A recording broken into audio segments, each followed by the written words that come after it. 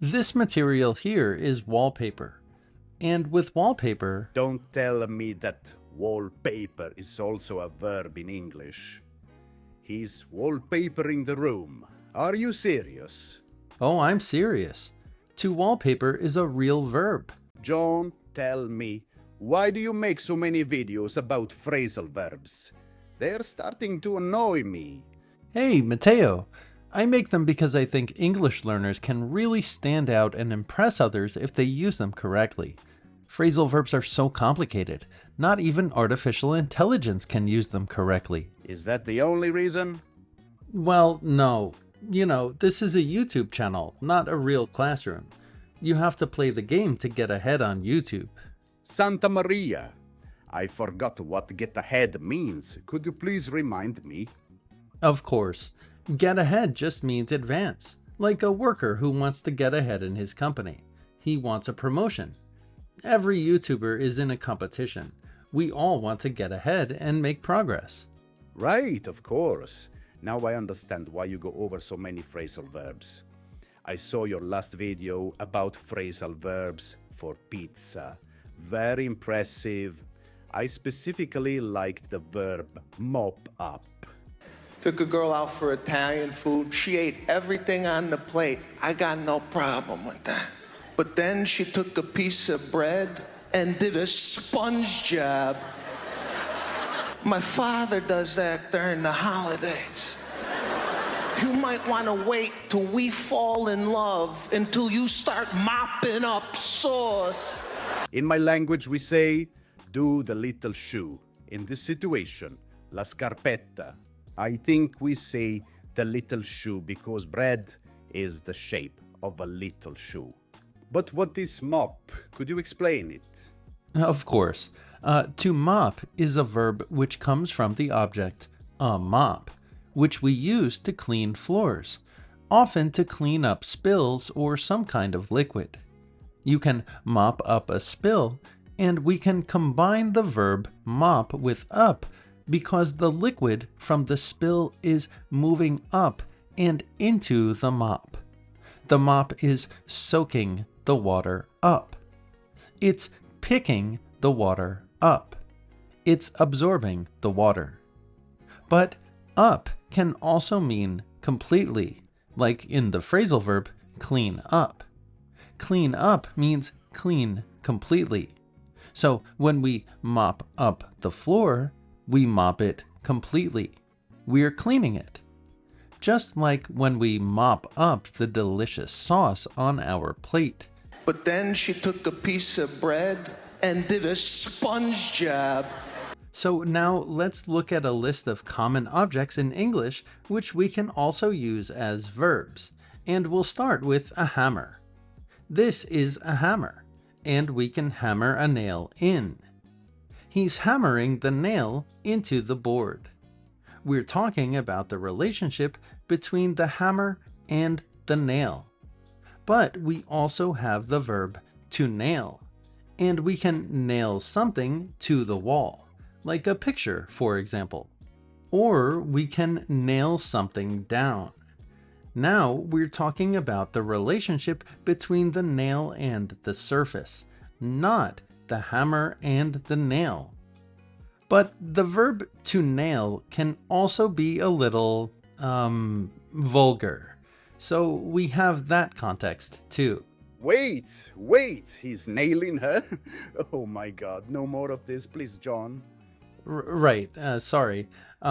This is a screw, and we can screw something in, and we use a screwdriver to do that. But again, if you want to screw someone, be careful. That can also be a little vulgar. No, I don't want to know about that. Let's keep going, please. This is a family-friendly channel. Right. This is a drill, and we can drill a hole in something. Or, again... No, I don't want to hear about nailing or screwing or drilling. Next, please. Yeah, got it. So here we have paint, and paint can be a verb too. They're painting the wall. Remember that paint is this specific material, and the verb is only about using this material.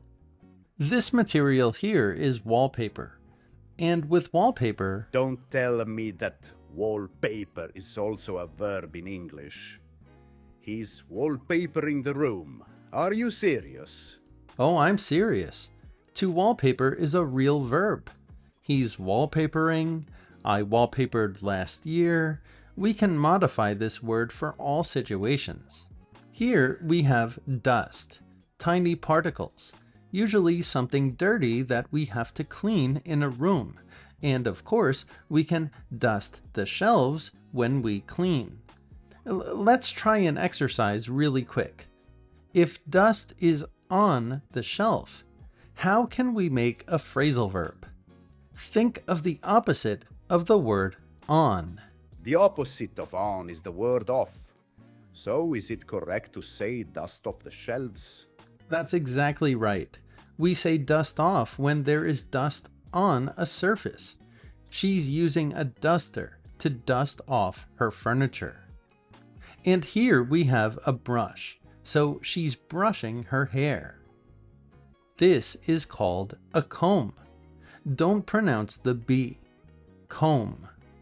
So we can say she's combing her hair.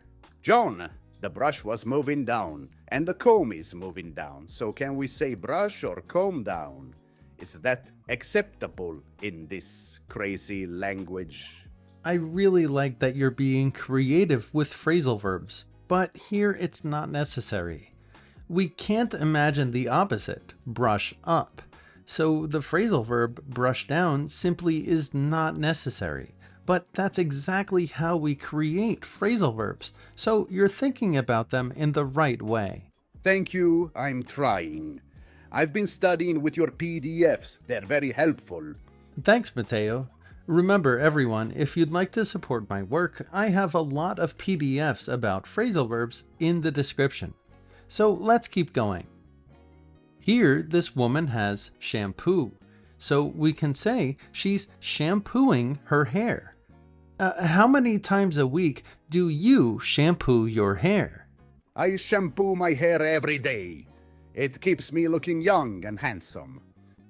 This object is called tape. So to close something with tape, we can say that we tape something. It's also a verb. We often add up to this verb to mean completely. We tape something up. He's taping up the box so nothing falls out. This object here is glue, and we can glue something together. We often use the word together with the word glue because these things are attached to each other. This is a staple, and we can staple some papers. We can use a stapler to do that. John, the papers are also attached. It's similar to glue. Can we also say staple together? Exactly. I like how you're thinking. We staple things together because they're attached, just like glue. And here we have a lock. And of course we can lock our doors. Here we have a chain, and we can do the same. We can chain the door. It's similar to lock. Like here, you can say that the door is chained, or the door is locked. This is a box, and we can make a phrasal verb with this one, like boxing up a pizza. Where I come from, I never box up my pizza. Pizzas are small and thin, and so delicious that I eat it up on the spot. Oh, that's interesting, because here in New Jersey, our pizzas are also delicious, but pretty big. We have a few slices and then probably box it up to go. To go? You mean to take away, right? Oh, this is interesting, because takeaway is probably more international English, probably British English. When we take food with us in America, we say take it to go. I box up my pizza and take it to go. And on that note, I have to go right now. Do you have any questions? Yes, I have some questions about your lessons. What types of students do you teach? I teach everyone, but the majority of my online students are at an intermediate level in English. What do you offer in your lessons? My lessons are focused on vocabulary building, using the correct grammar, but most importantly, feeling confident as an English speaker in different situations. Phrasal verbs are more for the channel. My private lessons focus on actual conversations. How are you different from other teachers? Well, I'm an American, but I spend almost all of my time interacting with people from around the world. I've been to 30 countries and I learned a few other languages too. I've heard stories that other teachers aren't so focused during their lessons, or they're just doing it for extra money, or they don't have good materials. But teaching English is my life. I'm in this environment 24/7. It makes life really interesting, and I'm pretty good at it too. How can I schedule a lesson with you? My private calendar is open for new students. The link is in the description. I use Microsoft Teams. I recommend a computer for the camera and a phone to read the materials that I send. And each lesson is about an hour. I'd love to meet you. But that's all for today. Thanks for watching, and I'll see you in the next lesson.